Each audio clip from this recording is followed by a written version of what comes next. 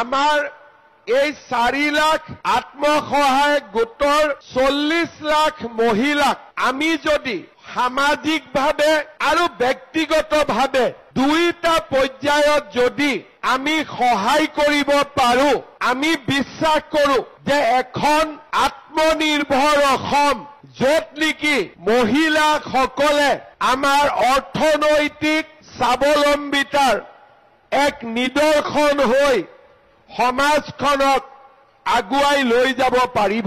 অলপ আগতে প্ৰধানমন্ত্ৰী নৰেন্দ্ৰ মোদী ডাঙৰীয়াৰ এষাৰ বাক্য আপোনালোকে শুনিবলৈ পালে যে আমি ভাৰতত 3 কোটি লাখপতি বাইদেউ বনাব খোজো। সিদিনাখনে মই ভাবিছিলো যে প্ৰধানমন্ত্ৰী ডাঙৰীয়াই দেশত যদি 3 কোটি মহিলাক লাখপতি বাইদেউ বনাব পাৰে, আমি অসমত অন্তত 30 লাখ মহিলাক আমি লাখপতি বনাবৰ বাবে চেষ্টা কৰিব পাৰো।